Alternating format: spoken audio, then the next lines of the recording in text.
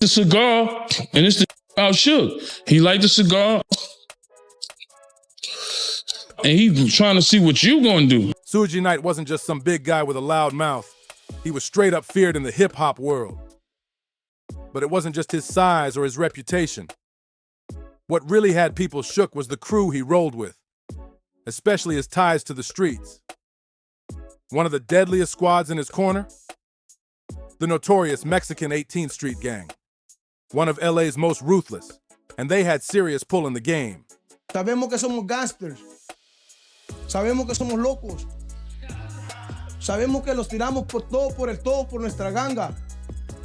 Y por ella vamos a morir, ¿va? These dudes weren't playing. They had the streets on lock, and Suge knew exactly how to flex that power. He didn't just move with them for protection. He weaponized their reputation. And guess who ended up tangled in that web? None other than Lil Wayne. Yeah, it got messy. Wayne got caught up in a situation that had Suge's fingerprints all over it, and the streets were watching. This wasn't just music beef. This was real pressure. So what really went down? Let's break it down. Suge Knight allegedly used gang muscle to lean on Lil Wayne. Back in 2017, Mr. Capone, someone deeply respected in the Mexican gang scene, shared a crazy story that lit this whole thing up. He talked about how Suge tapped him and his people to send a message to Wayne. Capone said at the time he looked up to Suge. He saw him as a certified boss, someone who blended street grit with business moves, trying to put West Coast gangster rap back on top. One of us. He wasn't no CEO. He wasn't no tie behind no desk. He was a thug just like everybody else. Gangsterism ain't even a word, but I'm gonna say that right now. He took gangsterism to a different level. So when Suge called on him, Capone didn't hesitate. He was ready to roll. One day, Capone gets a call from a friend saying Suge wants to meet. So Capone shows up deep, pulling up with his crew, and Suge does what Suge does best, starts talking heavy. He's hyping everyone up, spitting that LA street slang, saying he runs the city, they run the city, and any artist stepping into LA better check in, or else. The energy was wild. His words had Capone's crew amped. They were fired up and ready to move however Suge needed. Then boom, mid-conversation, Suge's phone rings. Word comes in that Lil Wayne's in LA, chilling in a recording studio. So Suge came, he had some Mexicans. Now we from New York. You ain't never seen a tattoo on his forehead. 118th Street. Suge flips the whole vibe and tells Capone and his boys, you should roll over there. Let him know who really runs things out here. That moment right there. That's when the lines between music and the streets blurred like crazy. Basically, Suge decided it was time to make Lil Wayne check in. The street way. So Capone and his crew roll up to the studio, ready to apply a little pressure. They weren't just there to chill, this was about making a statement. As soon as they pull up, Suge points to the building and tells Capone and his boys to go inside and let Wayne know he wants a word. Simple, right? They walk in and Wayne's security comes out, sizing up the situation. Capone's crew keeps it respectful but firm. Suge Knight's outside. He wants to talk to Wayne. Security disappears back inside to deliver the message, and a few minutes later, someone returns with a counteroffer. Can Suge come in instead? Now here's where things get real sketchy. Capone and his people are thinking, all right, bet, we're all walking in together. Maybe this is about to turn into something big. Music collabs, business moves, real power play stuff. So Suge came, he had some Mexican. Now we from New York. You ain't never seen a tattoo on his forehead. 118th Street crew. I'm like, what the tattoo on his face, homie? But Suge throws a curveball. He turns to them and says, nah, y'all wait out here. What? Suge walks in alone like he owns the place. Capone and his boys are standing outside confused, but they wait. Minutes go by, then Suge strolls back out cool as ever and says, all right, I'll catch y'all tomorrow. No explanations, no updates, just dips. Capone and his crew were left standing there like, what just happened? That's when reality smacked them. Suge never brought them out to build anything with Wayne. He had no plans of putting them on or doing business. He straight up used their presence as intimidation to show Wayne he had gang ties on standby. Suge played it like he rolled in with real muscle just to get Wayne shook. Then once the message landed, he bounced. But this wasn't a one-time trick. Suge had a history of pulling these kinds of power plays. He didn't just do it with Wayne, he pulled the same stunt when it came to Eminem and 50 Cent. It all connects back to the fallout with Dr. Director when Dre walked away from Death Row and later signed Eminem, then brought in 50 Cent. Suge wasn't just mad, he was heated. The bodyguards could not sit with their artists. You had to stand off to the side. The tension was real, and Suge made sure those street ties were always on standby when he needed to send a message. When Eminem and 50 Cent started dominating the rap game, they didn't just bring the heat. They inherited Dr. Dre's long-standing beef with Suge Knight. And Suge, he wasn't just gonna let that slide. He had history with Dre, and now anyone tied to him was automatically on Suge's radar. He tried to mess with them multiple times, and some of those run-ins were downright wild. Take that infamous moment when 50 Cent was shooting the video for In Da Club.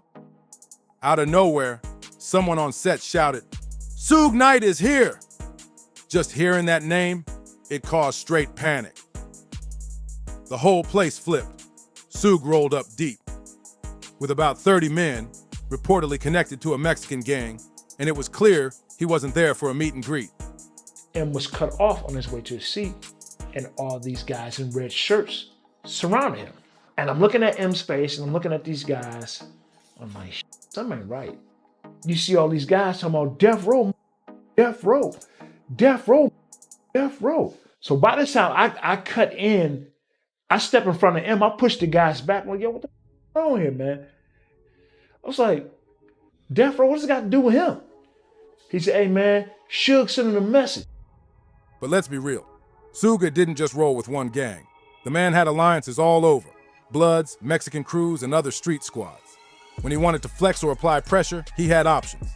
And when it came to Eminem and 50, he made sure to show them he wasn't playing. One of the craziest situations happened at the 2001 Source Awards. Eminem was performing with D12 and tensions in the room were already thick. Normally, artists could keep their bodyguards close. But that night, security rules were weird. Bodyguards had to stay separate. That left M exposed, and Suge saw his opening. According to Eminem's former bodyguard, Big Naz, things went south fast. M suddenly found himself surrounded by a group of men in red shirts, clearly repping Bloods who Suge was known to be tight with. Big Naz said it was obvious this was no coincidence. Suge had sent those dudes on purpose. Naz didn't hesitate. He sprinted across the venue, pushing through the crowd to get to M before things turned ugly. That moment was a wake-up call. It was clear Suge wasn't just making threats. He was moving like a tactician, using fear and numbers to shake his enemies. We all had our wives. Some people had their kids with them. Oh, wow. Unfortunately, we thought it was going to be a vacation, but it ended up turning into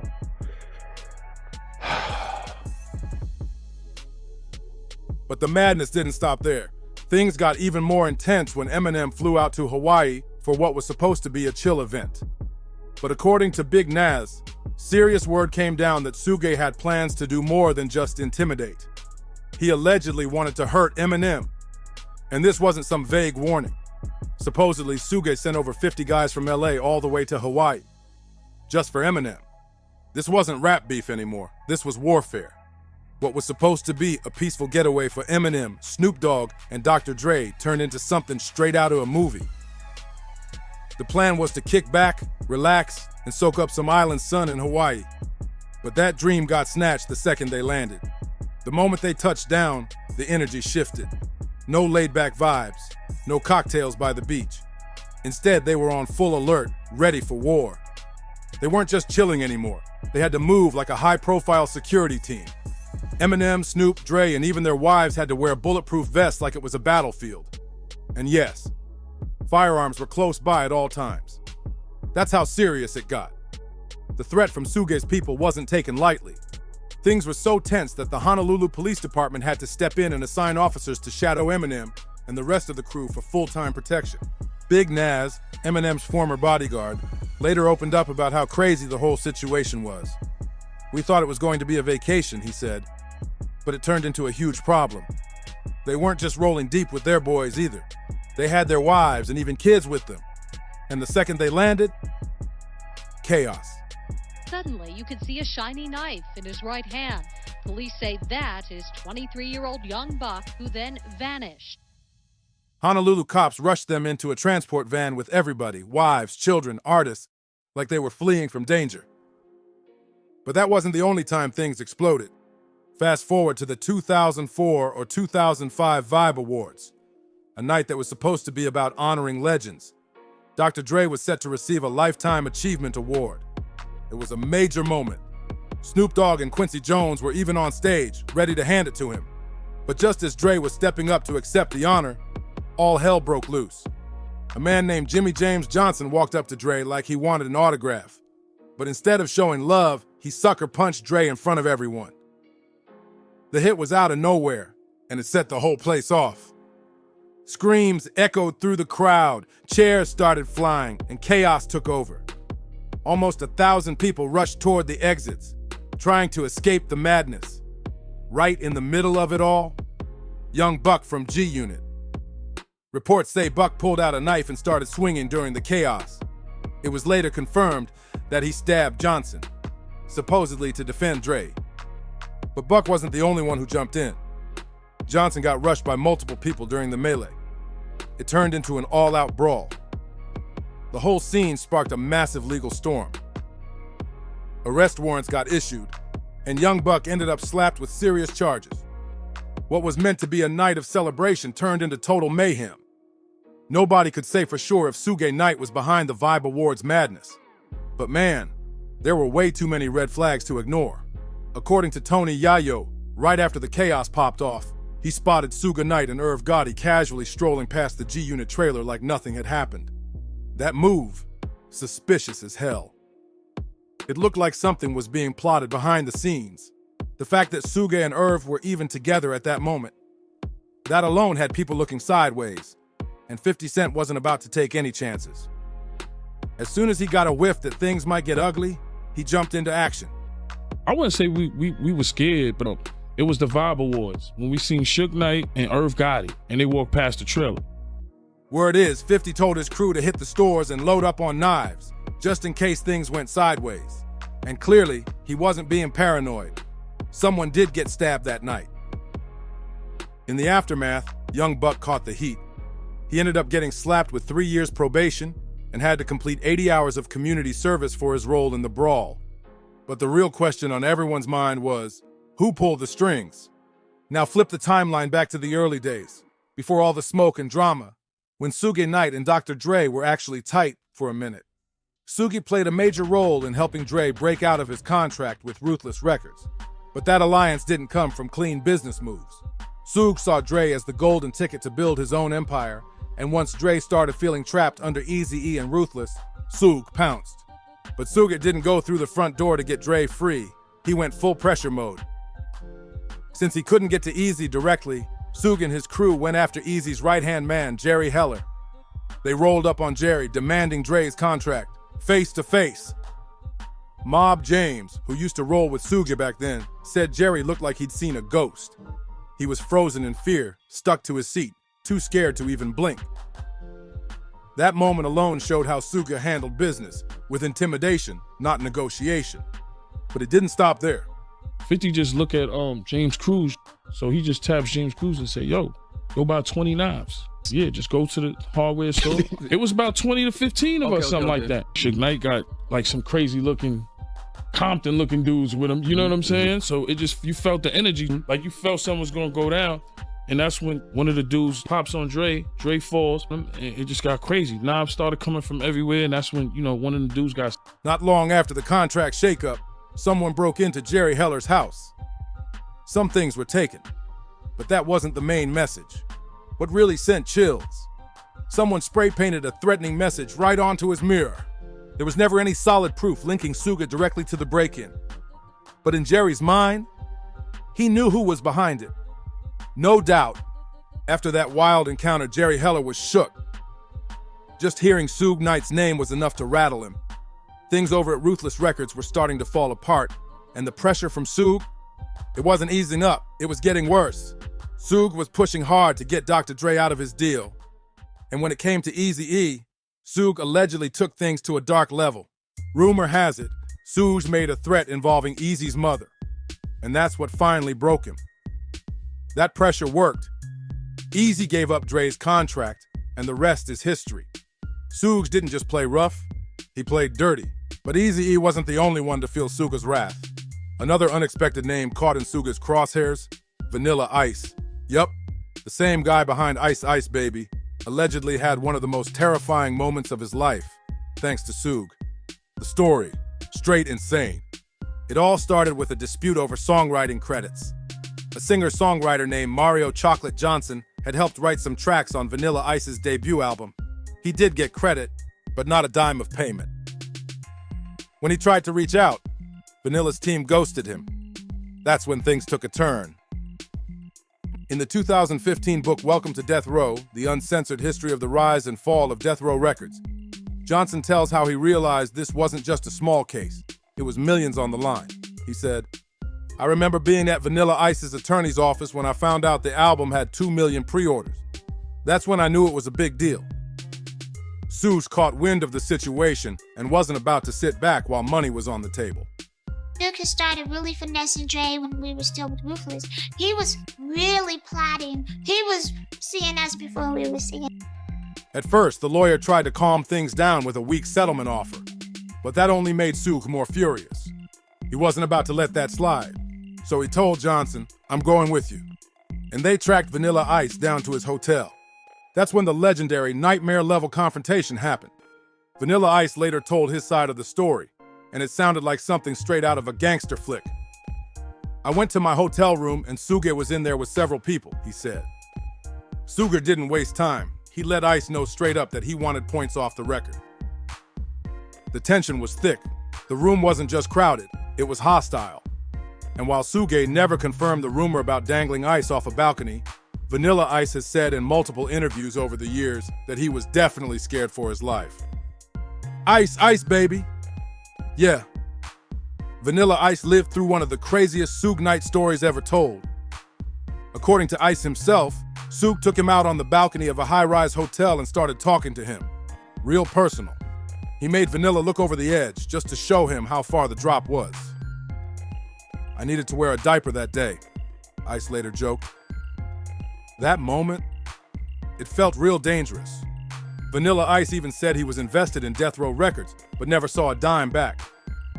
But over time, Ice has tried to walk things back a little. He's gone on record saying Suge never actually hung him off the balcony. "The story's been kind of blown out of proportion," he said.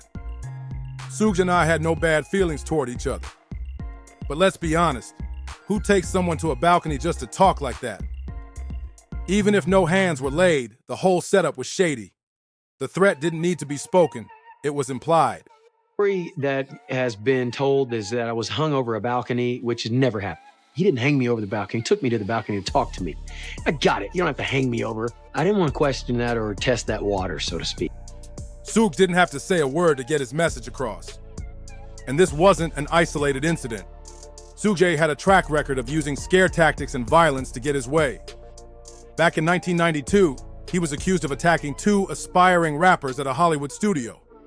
Reports say he forced them to their knees, fired a gunshot nearby just to rattle them, and pistol whipped one of them. That's next-level intimidation. Then there's the drama with Master P, Snoop Dogg, and Suge Knight.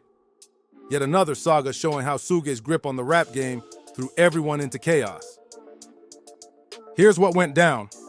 Master P was trying to sign Snoop Dogg to No Limit Records, but Snoop was still technically under contract with Death Row. Problem was, mentally and emotionally, Snoop was done. The label was crumbling. He had just survived a murder trial. Tupac was gone. Dr. Dre had bounced. And Suge, he was sitting in jail. By the late 90s, Death Row Records, once the king of West Coast hip-hop, was on its last leg. The empire Suge built was starting to fall apart. Suge had run Death Row like a street general, not a music exec.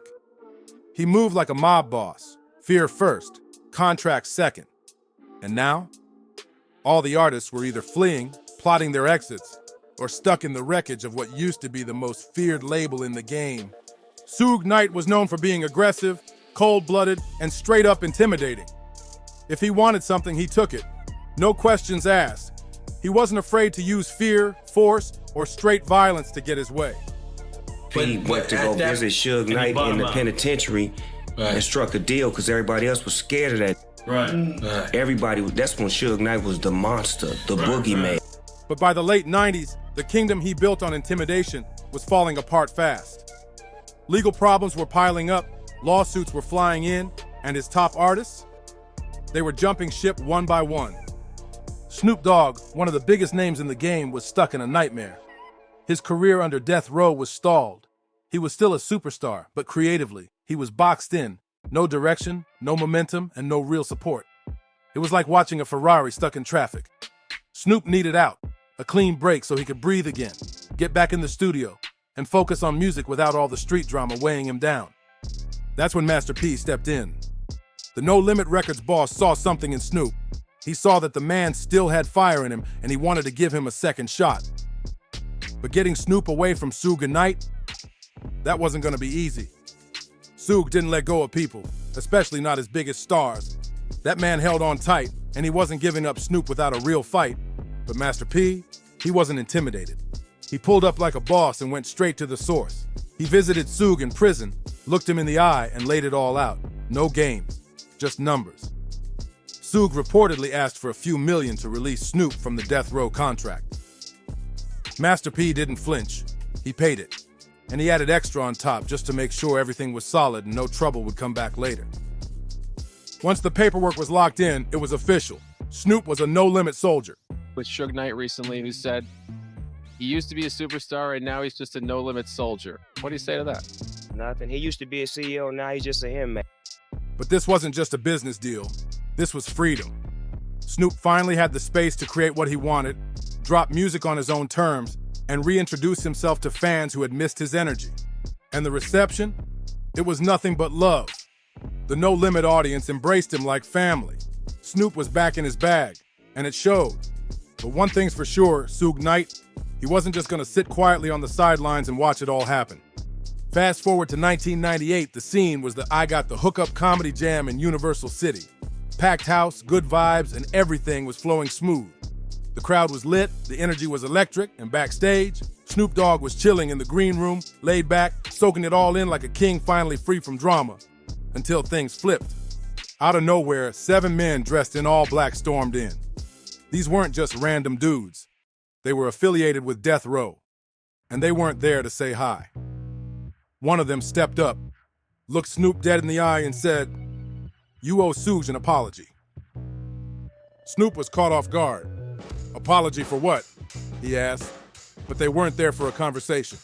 Boom, one of them swung, and just like that, all hell broke loose. Fists started flying and the green room turned into a war zone. Word got back quick to Master P's No Limit crew, who were on stage performing. As soon as they heard what was going down backstage, they dropped the mics and rushed in to defend their guy. Camouflage No Limit shirts clashed with red bandanas in a wild brawl that left the backstage looking like a wrecked battlefield. Chairs were flying. People were getting tossed. It was mayhem. Yet eventually, the police rolled in and started breaking up the madness. Folks scattered in every direction. But the message was loud and clear. Even with Suge Knight locked up, his presence still had people out here moving for him. That man's shadow was long, and his name still struck fear. Today, Suge Knight remains behind bars.